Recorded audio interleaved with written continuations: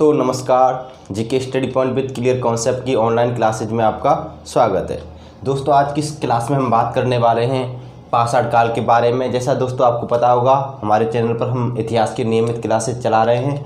तो इन इतिहास की नियमित क्लासेज में दोस्तों हमारा पाषाण काल का टॉपिक चल रहा है। पहले से ही पाषाण काल से संबंधित एक क्लास हमने ले ली है और आज ये हमारी पाषाण काल की दूसरी क्लास है दोस्तों। तो दोस्तों, पाषाण काल से संबंधित हमने पहले जो तथ्य कराए थे, मैंने आपको बताया था कि पाषाण काल पत्थरों के काल को कहते हैं। किसके काल को कहते हैं दोस्तों? पत्थरों के काल को कहते हैं। यानी जिस काल में मानव ने अपने पत्थरों से औजार बनाए, पत्थरों से उपकरण बनाए और पत्थर का ही प्रयोग किया था, उस काल को हम पाषाण काल कहते हैं। मैंने इसके बारे में सारे तथ्य पिछली वीडियो में बता दिए हैं। फिर एक बार मैं थोड़ा सा इसका रिवीजन करा देता हूँ कि पाषाण काल को दोस्तों हमने स्टार्टिंग में जब पढ़े थे तो स्टार्टिंग में हमने 3 भागों में बांटा था। यानी 3 भागों में हमने बांटा था। सबसे पहला जो भाग था दोस्तों वो हमारा था पुरा पाषाण काल। क्या था दोस्तों? पुरा पाषाण काल। इस पुरा पाषाण काल को भी दोस्तों हमने क्या किया था? 2 भागों में बांटा था। कितने भागों में बांटा था? 2 भागों में बांटा था पुरा पाषाण काल को भी। 3 भागों में, सॉरी, कितने भागों में बांटा था दोस्तों? 3 भागों में। एक तो था हमारा दोस्तों निम्न पुरा पाषाण काल, निम्न पुरा पाषाण काल, ठीक है दोस्तों। एक था मध्य पुरा पाषाण काल, मध्य पुरा पाषाण काल। और एक था दोस्तों हमारा उत्तर पुरा पाषाण काल, उत्तर पुरा पाषाण काल। यानी जब हम पुरा पाषाण काल के बारे में पढ़ रहे थे, यानी हमने पाषाण काल को कितने भागों में बांटा दोस्तों? 3 भागों में। और 3 भागों में हमारा पहला भाग है पुरा पाषाण काल। इस पुरा पाषाण काल यानी पाषाण काल के पहले भाग को हमने कितने भागों में बांटा था? 3 भागों में। निम्न पुरा पाषाण काल, मध्य पुरा पाषाण काल और उत्तर पुरा पाषाण काल, ठीक है दोस्तों। तो यहाँ पे ये बात गौर करने की, जो निम्न पुरा पाषाण काल था इसके भी हमने 2 भेद बताए थे दोस्तों। 2 भेद कौन कौन से बताए थे दोस्तों? एक ए और एक बी। हमने पहला बताया था दोस्तों इसका गेंडासा, खंडक, वटिकाश्म, वटिकाश्म संस्कृति, ठीक है दोस्तों। और दूसरा जो भाग बताया था इसका हमने वो बताया था हैंड एक्स संस्कृति, हैंड एक्स संस्कृति, ठीक है दोस्तों। बात यहाँ तक क्लियर हो गई हमारी। अब उसके बाद में हमने उस दिन बताया था कि इस पुरा पाषाण काल की जो महत्वपूर्ण खोज थी दोस्तों वो थी आग का आविष्कार। क्या था? आग का आविष्कार। इंपॉर्टेंट पॉइंट्स मैं उस दिन के ले रहा हूँ दोस्तों, समझा रहा हूँ। तो उस दिन की क्लास में हमने पुरा पाषाण काल क्या होता है, पुरा पाषाण काल किन शब्दों से मिलकर बना है, इसका तात्पर्य क्या है और इस काल के मानव का जीवन कैसा था, मानव का सामाजिक जीवन कैसा था, मानव क्या खाता था, कहाँ रहता था और मृतकों का दाह संस्कार करता था या नहीं करता था, सारे तथ्य हमने उस क्लास में करा दिए थे। और उस दिन हमने बताया था कि इस काल की जो सबसे महत्वपूर्ण खोज थी दोस्तों वो थी आग का आविष्कार, ठीक है। और हमने बताया था कि जो पुरा पाषाण काल है हमने 3 भागों में पढ़ रहे थे। हम इसको निम्न पुरा पाषाण काल, मध्य पुरा पाषाण काल और उत्तर पुरा पाषाण काल। जब हमने निम्न पुरा पाषाण काल उस दिन की क्लास में पढ़ लिया था और हमने कहा था कि दोस्तों निम्न पुरा पाषाण काल को उपकरणों के आधार पर यानी औजारों के आधार पर 2 भागों में बांटा गया था, गेंडासा, खंडक, वटिकाश्म संस्कृति और हैंडेक्स संस्कृति। इसको हम इंग्लिश में दोस्तों चोपड़, चापिंग, पेबल संस्कृति भी कहते हैं और इसको हम हैंडेक्स संस्कृति भी कहते हैं अंग्रेजी में, ठीक है। हैंडेक्स का मतलब दोस्तों हाथ की खुराड़ी होती है।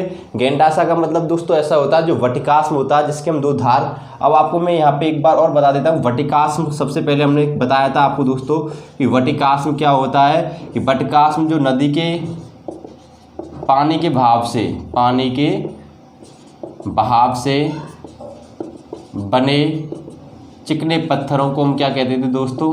वटिकाश्म कहते थे, ठीक है दोस्तों। बात क्लियर हो गई। यानी आपने देखा होगा जब नदी के बहाव में जो पत्थर होते हैं बहते बहते गोल हो जाते हैं, धारदार हो जाते हैं, उनको हम वटिकाश्म कहते हैं। और मानव स्टार्टिंग में वटिकाश्म से ही अपने औजार बनाता था। यानी फिर उसके बाद में क्या किया दोस्तों, जब इसी वटिकाश्म यानी इस नदी में भरे जो पत्थर होता है इसमें अगर एक धार कर दे यानी एक तरफ धार हो तो हम उसको क्या बोलेंगे दोस्तों? खंडक बोलेंगे। क्या बोलेंगे? खंडक बोलेंगे। और इसी में अगर 2 तरफ धार हो, दोनों तरफ धार हो, तब इसको क्या बोलेंगे हम दोस्तों? गेंडासा बोलेंगे। ठीक है दोस्तों। और जो गेंडासा खंडक संस्कृति है दोस्तों, ये हमारी सोहन नदी घाटी में विकसित हुई थी, इस वजह से इसको हम क्या कहते हैं, सोहन संस्कृति भी कहते हैं। बात समझ में आपको आ गई होगी। और हैंडेक संस्कृति मद्रास के ज़्यादातर जिलों में, मद्रास की जो बदमदुरई और अति रकम स्थान है वहाँ पे इनकी क्या मिली थी, खोज मिली थी, इनके उपकरण मिले थे, इस वजह से हैंडेक संस्कृति को मद्रासी संस्कृति भी कहते थे। ठीक है दोस्तों। मैंने इसके अलावा ये भी बताया था आपको कि इस काल के इन बटिकास्म और इनके अलावा जो हैंडेक्स है, इस हैंडेक्स के अलावा इस काल में, हैंडेक्स का मतलब हाथ की कुल्हाड़ी पत्थर को इस प्रकार पहना करके आगे से ऐसे नुकीला बनाकर बनाया जाता था, इसको हाथ में पकड़कर इस प्रकार ये शिकार करते थे। इसको हमने क्या बोला दोस्तों, हैंडेक्स। क्या नाम दिया, हैंडेक्स। ठीक है दोस्तों। इसके अलावा दोस्तों हमारी विदारणी, इस काल की और भी औजार थे विदारणी, जिनको हम क्या बोलते हैं, क्लीवर बोलते हैं अंग्रेजी में दोस्तों।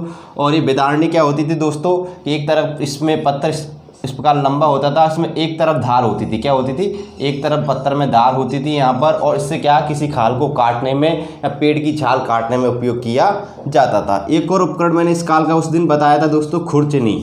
ठीक है, इसको इंग्लिश में बोलते हैं हम स्क्रैपर। क्या बोलते हैं दोस्तों, स्क्रैपर। इससे क्या होता था, किसी जानवर को मारते थे तब उसकी खाल को छीलते थे, उसकी खाल को साफ करते थे, तब खुरचनी से करते थे। तो ये क्या थे, उस काल के क्या थे दोस्तों, औजार या उपकरण थे। यानी कुल मिला के कह सकते हैं दोस्तों हमने उस दिन निम्न पुरापाषाण काल कंप्लीटली पढ़ लिया था। आज हम पढ़ेंगे दोस्तों मध्य पुरापाषाण काल, यानी इसी पुरापाषाण काल चल रहा है दोस्तों अभी, पुरापाषाण काल में हम मध्य पुरापाषाण काल आज पढ़ेंगे।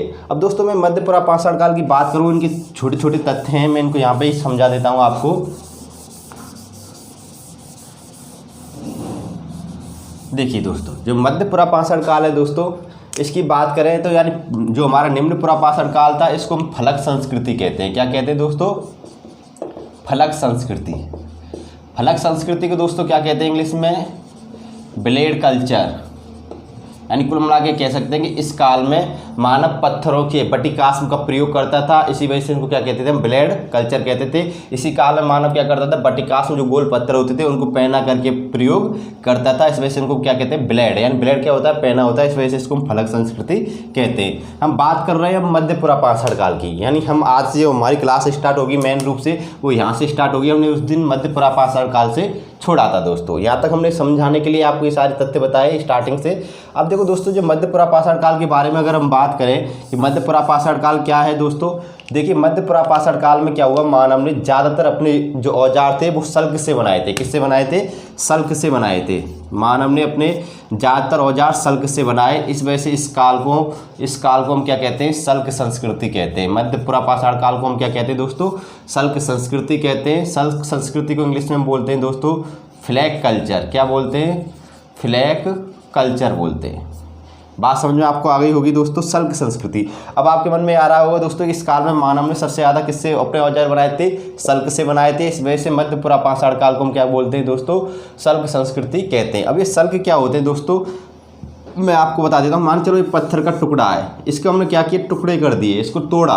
तोड़ने के बाद में दोस्तों जो इससे बड़े टुकड़े बने, तोड़ने के बाद में इसमें जो बड़े टुकड़े बने दोस्तों, उन बड़े टुकड़ों को तो हमने बोला कोर। क्या बोला दोस्तों, कोर, यानी कोना बोलते हैं इंग्लिश में इसको। और जो छोटे टुकड़े होते थे दोस्तों, छोटे टुकड़े होते थे, इसको तोड़ने के बाद बनते थे, उनको हम बोलते थे सल्क। क्या बोलते थे, सल्क। तो कुल मिला के हम कह सकते हैं कि इस मध्य पुरापाषाण काल का मानवता पत्थर के छोटे टुकड़े यानी बड़े पत्थर को तोड़कर जो उसके छोटे टुकड़े निकलते थे धारदार, उनसे अपने औजार बनाने लगा। इस वजह से मध्य पुरापाषाण काल को हम क्या बोलते हैं दोस्तों, सल्क संस्कृति के नाम से जानते हैं। ठीक है दोस्तों, इसमें यानी मध्य पुरापाषाण काल के बारे में बस इतना ही। ठीक है। और इस काल के जो सल्क बनते थे, जो सल्क बनाते थे जिस पत्थर से बनाते थे दोस्तों, वो जैस्पर, फ्लिंट, क्वार्टजाइट,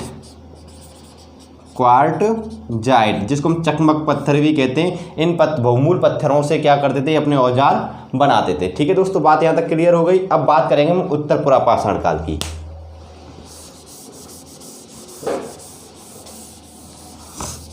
देखिए दोस्तों, उत्तर पुरापाषाण काल की अगर हम बात करें दोस्तों, उत्तर पुरापाषाण काल की बात करें तो इसमें इंपॉर्टेंट क्या है दोस्तों, इसमें इंपॉर्टेंट है ये है दोस्तों कि इस काल में तो दोस्तों आपको पता चल गया होगा कि इस काल में फलक संस्कृति थी। कैसी थी? फलक संस्कृति थी। पत्थरों को धारदार बनाकर उनके हथियार बनाए जाते थे। लेकिन इस काल में क्या होने लगा, पत्थरों को तोड़कर जो छोटे टुकड़े थे उनको नुकीले टुकड़े निकलते थे, उनको क्या बनाते थे, हथियार बनाते थे। इस वजह से इस काल को हम क्या कहते हैं, शल्क संस्कृति कहते हैं। क्या कहते हैं? शल्क संस्कृति कहते हैं। और इस काल में जो उपकरणों की खुदाई हुई तो शल्क के ही ज़्यादा क्या मिले थे, औजार और उपकरण खुदाई में हमको मिले थे।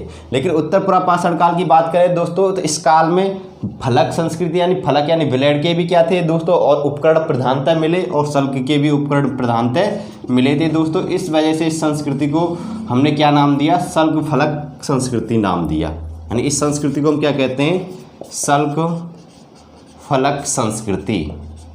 शल्क फलक संस्कृति, इंग्लिश में इसको हम क्या बोल सकते हैं दोस्तों, फ्लैग ब्लेड कल्चर। बात समझ में आपको आ गई होगी दोस्तों यहाँ तक कि उत्तर पुरापाषाण काल में समझना बात कि ज़्यादातर जो उपकरण खुदाई मिले वो शल्क के भी मिले, फलक यानी दोनों की प्रधानता हमको उपकरण मिले। इस वजह से संस्कृति को हमने क्या कहा, शल्क फलक संस्कृति कहा।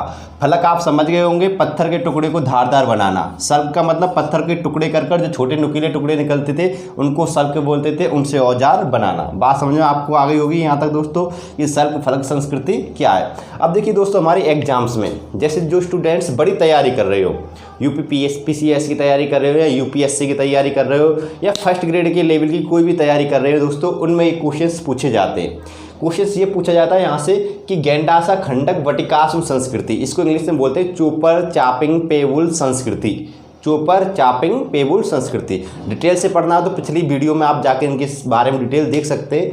ये पूछा जाता है कि चोपर चापिंग पेवुल संस्कृति, इंग्लिश में पूछता है इसको ज़्यादातर कि किस काल में विकसित हुई थी, तो आपको उत्तर दे देना निम्न पुरापाषाण काल में विकसित हुई। अगर आपसे पूछे कि हैंड एक्स संस्कृति के उपकरण किस काल से संबंध रखते हैं, तो निम्न पुरापाषाण काल से संबंध रखते हैं। आपसे अगर क्वेश्चन पूछे कि किस संस्कृति को सोहन संस्कृति के नाम से भी जाना जाता है, तो आपको उत्तर होगा गैंडासा खंडक वटिकाश्म संस्कृति को। अगर ये नहीं दिए तो ऑप्शन में निम्न पुरापाषाण काल देगा, या फिर ये भी नहीं दिए तो पुरापाषाण काल देगा। ठीक है दोस्तों, ज़्यादातर निम्न पुरापाषाण काल ऑप्शन में देता है, तो उसका उत्तर होता है निम्न पुरापाषाण काल संस्कृति को हम सोहन संस्कृति कहते हैं।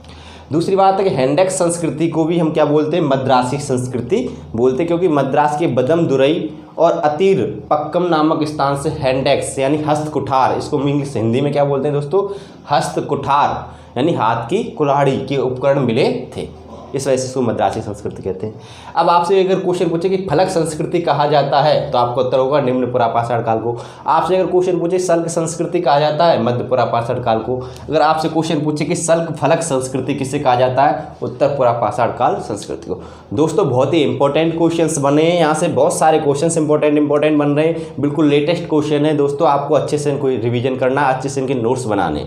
मैं आपको इंपॉर्टेंट पॉइंट ही बता रहा हूँ। अब देखिए दोस्तों उत्तर पुरापाषाण काल की एक और विशेषता देखिए, यानी इस काल में दोस्तों पत्थरों के उपकरणों के अलावा, यानी पत्थरों के उपकरण के अलावा दोस्तों यहाँ पे हड्डी व सींगों के उपकरण भी मिले। किसके मिले दोस्तों, हड्डी व सींगों के। जानवरों के जो सींग होते हैं दोस्तों और जानवरों की जो हड्डियाँ होती हैं, इनके भी क्या मिले थे, उत्तर पुरापाषाण काल में उपकरण हमें खुदाई में मिले। और जो सबसे ज़्यादा भारत में जो सबसे ज़्यादा उपकरण मिले हड्डी और सींगों के, वो आंध्र प्रदेश में मिले। कहाँ पे मिले दोस्तों, आंध्र प्रदेश में मिले। और आंध्र प्रदेश के किस स्थान पे मिले थे दोस्तों, मुच्छतला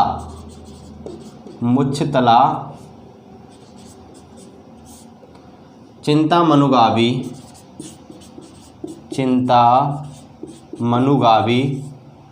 शिलाश्रय से। ठीक है दोस्तों, कि हड्डी व सींगों के उपकरण किस काल में मिले थे दोस्तों, उत्तर पुरापाषाण काल में सर्वप्रथम मिलना प्रारंभ हो गए थे। हड्डी व सींगों से बने औजार किस काल में मिलना प्रारंभ हो गए, उत्तर पुरापाषाण काल में। और सबसे ज़्यादा भारत में जो हड्डी व सींगों के उपकरण मिले हैं वो कहाँ पे मिले हैं, आंध्र प्रदेश के मुच्छतला चिंतामनुगावी शिलाश्रय से मिले। शिलाश्रय का मतलब दोस्तों आप समझ गए होंगे, पत्थरों से बने, पत्थरों के टुकड़े से बने घर को क्या बोलते हैं, शिलाश्रय बोलते हैं। शिल माने क्या होता है, पत्थर होता है। शिल आश्रय का मतलब पत्थरों का निवास स्थान। ठीक है दोस्तों, बात यहाँ तक क्लियर हो गई। इस प्रकार दोस्तों हमारा पुरापाषाण काल क्या होता है दोस्तों, यहाँ पे समाप्त होता है। अब दूसरी बात करें दोस्तों, हमने बताया था कि पाषाण काल का ये केवल पहला प्रकार है। कौन सा प्रकार है दोस्तों, केवल पहला प्रकार है। अब पाषाण काल का जो दूसरा प्रकार था दोस्तों, दूसरा प्रकार है दोस्तों मध्यपुरा पाषाण काल। क्या है दोस्तों?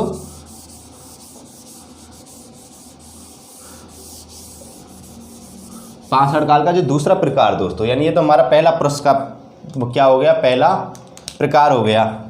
जो दूसरा प्रकार है दोस्तों वो है मध्य पाषाण काल। कौन सा है दोस्तों? मध्य पाषाण काल। अब आज इसके बारे में पढ़ेंगे, जिसको हम बोलते हैं दोस्तों मेसोलिथिक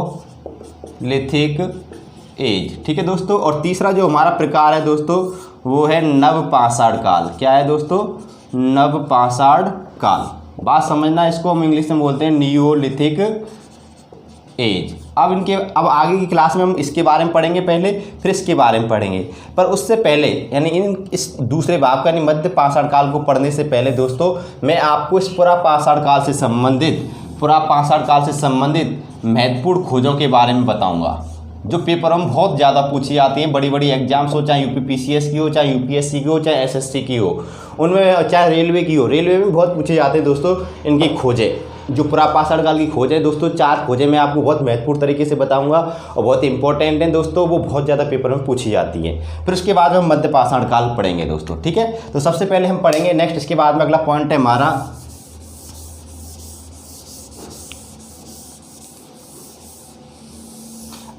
पॉइंट है दोस्तों हमारा कि पुरा पाषाण काल की महत्वपूर्ण खोज है।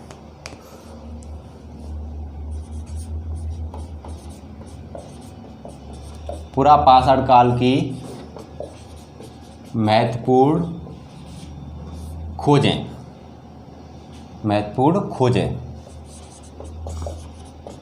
ठीक है दोस्तों, पुरा पाषाण काल की महत्वपूर्ण खोजें पढ़ेंगे दोस्तों, हमारी हेडिंग्स है। अब देखो दोस्तों, सबसे पहले हम जो पुरा पाषाण काल की जो महत्वपूर्ण खोजें पढ़ेंगे दोस्तों, उनमें सबसे पहले पढ़ेंगे रॉबर्ट ब्रूस फुट के बारे में।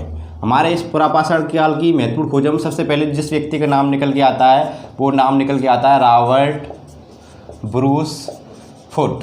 ठीक है दोस्तों, ये क्या थे? एक भूवैज्ञानिक थे। क्या थे दोस्तों? ये एक भूवैज्ञानिक थे।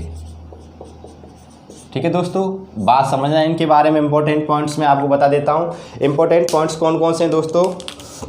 कि रॉबर्ट ब्रूस फुट को प्राग ऐतिहासिक पुरातत्व का जनक भी कहा जाता है। देखिए दोस्तों, रॉबर्ट ब्रूस फुट को क्या कहते हैं दोस्तों? प्रागैतिहासिक पुरातत्व का जनक। इंपॉर्टेंट है, बहुत बार पेपर में पूछा गया है कि किसे प्रागैतिहासिक पुरातत्व का जनक कहा गया दोस्तों? रॉबर्ट ब्रूस फुट को कहा गया। दूसरी बात, अगर क्वेश्चन आपसे पूछे कि भारत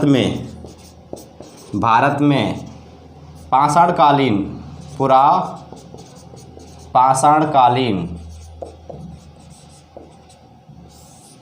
खोजों का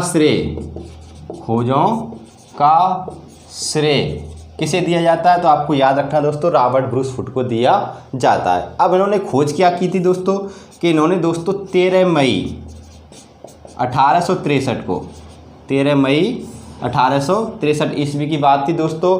और उन्होंने क्या किया? तमिलनाडु का एक चिंगलपुट जिला है, तमिलनाडु का क्या है दोस्तों? एक चिंगलपुट जिला है। 13 मई 1863 की बात थी। इस दिन क्या किया इन्होंने? तमिलनाडु के चिंगलपुट जिला, ठीक है, चिंगलपुट जिला में एक स्थान है दोस्तों पल्लवरम। क्या स्थान है? एक पल्लवरम। ठीक है दोस्तों, इसको याद रखना। इस पल्लवरम नामक स्थान से इन्होंने प्रथम हैंड एक्स यानी हाथ की कुल्हाड़ी की क्या की? प्रथम हैंड एक्स की खोज की। अब याद रखना दोस्तों, भारत में सबसे पहले अगर आपसे क्वेश्चन पूछे कि भारत में सबसे पहले पाषाणकालीन उपकरणों की खोज कहाँ पे प्राप्त हुई थी, तो याद रखना भारत में सबसे पहला जो पाषाणकालीन उपकरण मिला था वो पल्लवरम में मिला था। कहाँ मिला था दोस्तों? पल्लवरम में मिला था। और कब मिला था दोस्तों? 13 मई 1863 ईस्वी को मिला था। और किसने खोजा था ये दोस्तों? रॉबर्ट ब्रूस फुट ने खोजा था। इस वजह से रॉबर्ट ब्रूस फुट को क्या कहते हैं दोस्तों? प्रागैतिहासिक पुरातत्व का जनक कहते हैं। और भारत में पुरा पाषाणकालीन या पाषाणकालीन भी कह सकते हैं, पाषाणकालीन खोजों का श्रेय किसको दिया जाता है? रॉबर्ट ब्रूस फुट को दिया जाता है। और भारत में जो प्रथम हैंड एक्स है यानी यानी प्रथम हाथ की जो कुल्हाड़ी है दोस्तों वो कहाँ पे मिली थी, पल्लवरम में मिली थी। तो याद रखना दोस्तों, ये क्वेश्चन बहुत पूछा जाता है कि किस स्थान पर 5 अड़कालीन उपकरणों की सर्वप्रथम खोज हुई, तो पल्लवरम में हुई। कब हुई थी दोस्तों, याद रखना दोस्तों 13 मई 1863 को। और पल्लवरम कहाँ पड़ता है दोस्तों, तमिलनाडु के चिंगलपुट जिले में वर्तमान में पड़ता है। तो यहाँ से ये सारे पॉइंट्स इंपॉर्टेंट हैं, पेपरों में पूछे जाने वाले पॉइंट है, कई बार पूछे भी गए हैं कि किस स्थान से 5 अड़कालीन हैंडेक्स की खोज हुई या 5 अड़कालीन उपकरणों की सर्वप्रथम खोज हुई, पल्लवरम से। बहुत इंपॉर्टेंट है, याद रखना। प्रथम हैंडेक्स यहीं से खोजी गई थी, प्रथम हाथ की कुल्हाड़ी यहीं पे मिली थी, रॉबर्ट ब्रूस फुट ने खोजी थी। और रॉबर्ट ब्रूस प्रथम 5 अड़कालीन खोजकर्ता थे। इनको भूवैज्ञानिक, ये वैसे भूवैज्ञानिक थे, लेटराइट मिट्टी की क्या कर रहे थे, जांच पड़ताल के लिए लेटराइट मिट्टी की खुदाई करवा रहे थे। और लेटेराइट मिट्टी की खुदाई करते समय इनको ये उपकरण वहाँ पे मिले। इससे पता चल, यहीं से हमारी फिर 5 अड़कालीन उपकरणों की खोज प्रारंभ होती है दोस्तों। बात यहाँ तक क्लियर हो गई। तो ये इंपॉर्टेंट है, स्क्रीनशॉट ले लें दोस्तों इसका। फिर उसके बाद नेक्स्ट पॉइंट कराता हूँ मैं।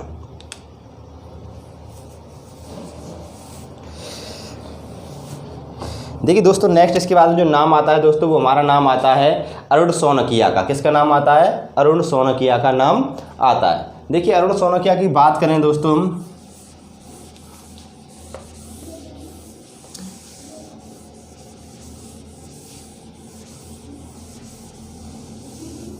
हमारा दूसरा नाम है अरुण सोनकिया। अरुण सोनकिया बहुत इंपॉर्टेंट नाम है दोस्तों, इसको समझना इसका क्या है।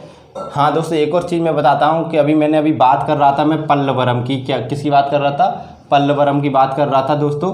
तो सॉरी, पल्लवरम नहीं, यही है दोस्तों, इसी की बात करते हैं। पल्लवरम के पीछे मैं बताऊँगा पहले तो कि अरुण सोनकिया दोस्तों, ये अरुण सोनकिया ऐसे थे, इन्होंने क्या किया था, भारत में प्रथम मानव के साक्ष्यों की खोज की, मानव साक्ष्य की खोज की। ठीक है दोस्तों, खोज की बहुत इंपॉर्टेंट है कि भारत में मानव के साक्ष्य सर्वप्रथम कहाँ मिले, और एकमात्र ही मिले। 5 अड़कालीन मानव के साक्ष्य भारत में बस एक जगह से मिले दोस्तों, ओनली फॉर एक जगह से 5 अड़कालीन मानव। उसके बाद में मध्य 5 अड़काल के मानवों के अस्थिपंजर तो काफ़ी मात्रा में मिले, लेकिन अगर हम 5 अड़काल मानव की बात करें, पुरा 5 अड़कालीन मानव की बात करें दोस्तों, तो पुरा 5 अड़कालीन मानव के साक्ष्य केवल भारत में एक ही स्थान से मिले। और वो स्थान कौन सा है दोस्तों, मैं आपको बता देता हूँ। वो स्थान है दोस्तों नर्मदा घाटी। कौन सी स्थान है, नर्मदा घाटी। ठीक है दोस्तों, नर्मदा घाटी। ठीक है दोस्तों, और नर्मदा घाटी में कौन से स्थान पे मिली थी, ये हथनौरा में। और ये हथनौरा नामक स्थान है दोस्तों, ये हथनौरा नामक स्थान है, कहाँ पड़ता है, होशंगाबाद में।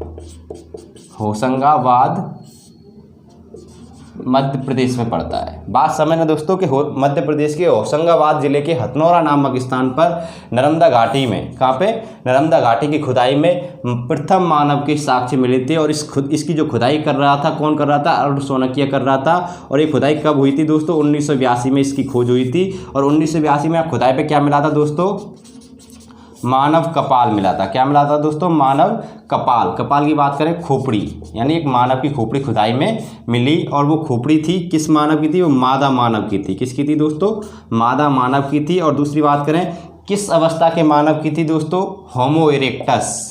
जो मानव विकास की जो दूसरी अवस्था है दोस्तों, होमो इरेक्टस, इस काल के मानव की क्या मिली थी दोस्तों, यहाँ पे खुदाई में मानव कपाल खोपड़ी मिली थी। मादा मानव की कपाल यानी मादा मानव की खोपड़ी मिली थी खुदाई में। और ये किस अवस्था का मानव था, होमो इरेक्टस अवस्था का दोस्तों मानव था। और 1982 में नर्मदा घाटी में खोज हुई थी, हथनौरा होशंगाबाद में। यहीं से प्रश्न बनता है कि भारत में मानव के प्रथम साक्ष्य कहाँ पे मिले थे दोस्तों, तो आपको बता देना नर्मदा घाटी में मिले थे। बहुत बार पेपर में पूछा गया है कि मानव के प्रथम साक्ष्य कहाँ से प्राप्त होते हैं भारत में, तो आपको उत्तर होता है दोस्तों नर्मदा घाटी में। कहाँ से प्राप्त होता है दोस्तों, नर्मदा घाटी में प्राप्त होते हैं। बहुत इंपॉर्टेंट है। अब नेक्स्ट उसकी बात करें दोस्तों कि इसी हथनौरा से, अगर बात करें दोस्तों इसी हथनौरा नामक स्थान से, इसी हथनौरा से एक चीज़ और मिली थी दोस्तों खुदाई में, हाथी के सबसे प्राचीन जीवाश्म यहीं से मिले थे। अगर आपसे क्वेश्चन पूछे हाथी के सबसे प्राचीन जीवाश्म कहाँ से मिले थे दोस्तों? हथनोरा से ही मिले थे। अगर आपसे क्वेश्चन पूछा जाए कि हाथी के सबसे प्राचीन जीवाश्म कहाँ से मिले थे? हथनोरा से मिले थे, और हथनोरा से ही मानव के प्रथम साक्ष्य भी मिले थे। ये भी याद रखना, बहुत इंपॉर्टेंट है, पेपरों में बहुत ज़्यादा पूछा जाता है। स्क्रीनशॉट ले लें दोस्तों। थर्ड पॉइंट पे चलते हैं, तीसरी खोज पे चलते हैं। पुरापाषाण काल का दोस्तों तीसरा इंपॉर्टेंट पॉइंट है हमारा भीमबेटका की गुफाएं। क्या है दोस्तों? भीमबेटका की गुफाएं।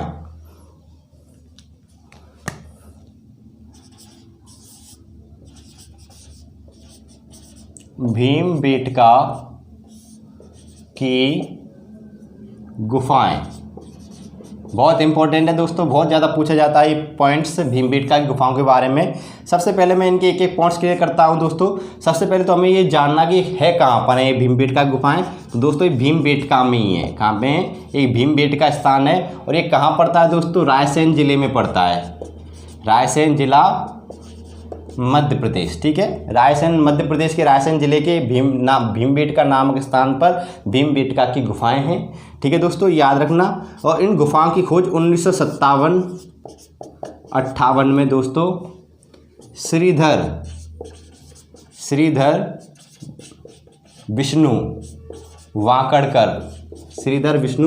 वाकड़कर ने की थी। ठीक है दोस्तों, बात क्लियर। तीसरी बात इनकी एक और विशेषता है कि 2003 में इन्हें यूनेस्को ने विश्व विरासत की सूची में शामिल किया, यानी इनको विश्व विरासत घोषित सूची में शामिल किया।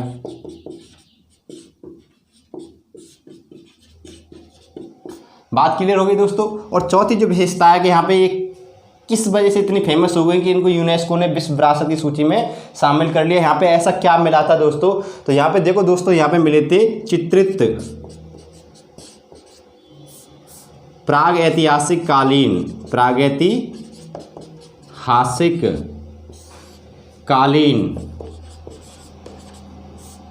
चित्रित शैल मिले थे, यानी कह सकते प्राग ऐतिहासिक कालीन शैल चित्र मिले थे। ऐसे भी हम कह सकते हैं शैल चित्र मिले थे। ठीक है दोस्तों, शैल चित्र का क्या होता है? पत्थरों पर चित्र। यानी इन गुफाओं में प्राग ऐतिहासिक कालीन, यानी जो प्राचीन मानव जो नग्न अवस्था में घूमता था, नर मानव अवस्था में था, वानर की अवस्था में था, उस मानव के द्वारा बनाई गई चित्रकारी, पत्थरों पर बनाई गई चित्रकारी इस गुफा के अंदर मिली थी। मैंने अभी बताया था आपको कि जो पुरापाषाण काल का मानव था दोस्तों, इसका जीवन घुमक्कड़ और खानाबदोश था, लेकिन आवश्यकता पड़ने पर ये गुफाओं में और शैलाश्रमों में क्या करता था? अपना निवास करता था। तो याद रखना दोस्तों, जब आवश्यकता पड़ने पर ये भीमबेटका की गुफाओं में उस काल में इस मानव ने अपना निवास स्थान बनाया होगा, तब इसने वहाँ पर रहते हुए क्या की थी? चित्रकारी की थी। और चित्रकारी में दोस्तों उन्होंने किसके चित्र बनाए थे? हाथी, सांभर और हिरण, इनके चित्र मिले हैं इस काल के मानव, प्रागैतिहासिक कालीन मानव के द्वारा बनाए गए चित्र। चित्र कैसे हैं दोस्तों? केवल रेखानुमा बनाए हुए हैं। इस प्रकार बना दिया, इस प्रकार यूँ कर दिया, इस प्रकार इसको गोल कर दिया। ठीक है दोस्तों, इस प्रकार बना दिया, इस प्रकार के चित्र बने हैं। ठीक है दोस्तों, इस प्रकार के चित्र बने हुए हैं।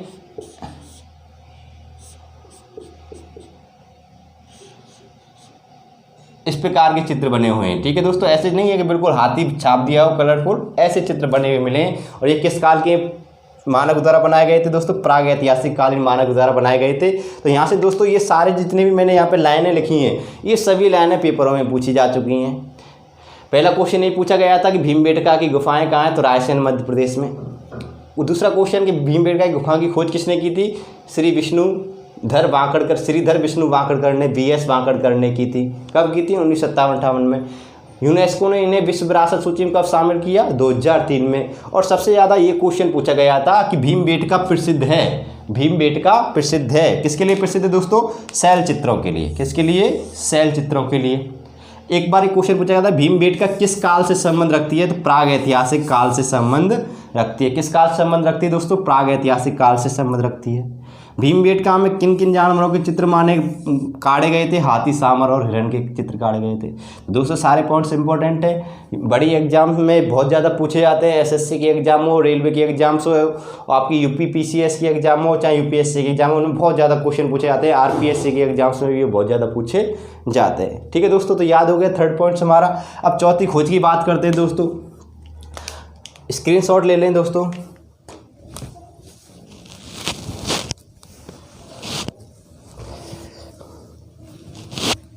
चौथा पॉइंट है दोस्तों हमारा लोहदा नाला। क्या है दोस्तों? लोहदा नाला।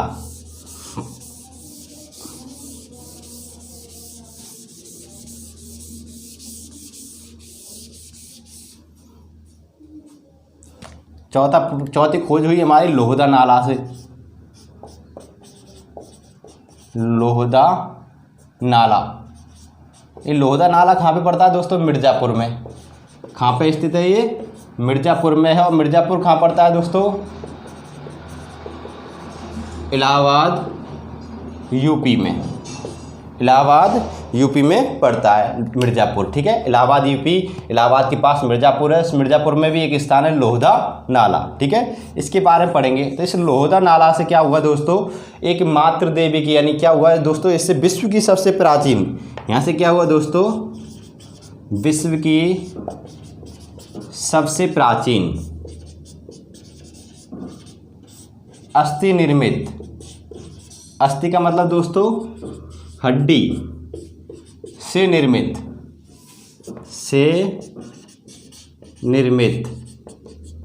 स्त्री की मूर्ति मिली है। क्या मिली है दोस्तों? स्त्री की मूर्ति मिली है। लोहदा नाला से खुदाई में दोस्तों, उत्खनन में दोस्तों, विश्व की सबसे प्राचीन अस्थि निर्मित, यानी किससे निर्मित? हड्डी से निर्मित स्त्री की मूर्ति मिली है। किसकी मिली है दोस्तों? स्त्री की मूर्ति मिली है, जो विश्व की सबसे प्राचीनतम मूर्ति मानी गई है स्त्री की। जो किससे निर्मित थी दोस्तों? हड्डी से निर्मित थी। और प्राचीन मानव यानी प्रथम मानव, आदिम मानव के द्वारा बनाई गई थी। प्राग ऐतिहासिक कालीन यानी पाषाणकालीन मानव के द्वारा ये मूर्ति बनाई गई थी दोस्तों। इसको मातृ देवी की मूर्ति की माना जाता है। किसकी मूर्ति माना जाता है? मातृ देवी की मूर्ति माना जाता है। बात क्लियर हो गई दोस्तों यहाँ तक। तो इस प्रकार दोस्तों हमारी जो पुरापाषाण काल है, किसकी बात कर रहे थे हम? पुरापाषाण काल की महत्वपूर्ण खोजों की बात कर रहे थे। तो पुरापाषाण काल की महत्वपूर्ण खोजों में दोस्तों प्रथम खोज हमारी हैंड एक्स यानी हाथ की कुल्हाड़ी पल्लवरम से मिली, रॉबर्ट ब्रूस हुट ने खोजी। दूसरी खोज मानव के प्रथम साक्ष्य भारत में मिले, नर्मदा घाटी में, अरुण सोनकिया ने खोजे। तीसरी खोज भीमबेटका की गुफाएं, यहाँ पे मानव के द्वारा बनाए गए शैल चित्र मिले। किसने खोजे? विष्णु वाकड़कर ने खोजे थे दोस्त, श्रीधर विष्णु वाकड़कर ने। और चौथी खोज थी हमारी स्त्री की मूर्ति की, जो हड्डी से निर्मित थी, और ये कहाँ पे मिली थी? लोहदा नाला में। चारों इंपॉर्टेंट है, बहुत ज़्यादा पेपरों में पूछी जाती है। क्लियर पॉइंट्स दोस्तों। इसके बाद में हम बात करेंगे दोस्तों मध्य पाषाण काल की। किसकी बात करेंगे दोस्तों? मध्य पाषाण काल की। ये हमारा पुरापाषाण काल दोस्तों आज कंप्लीट कर दिया हमने।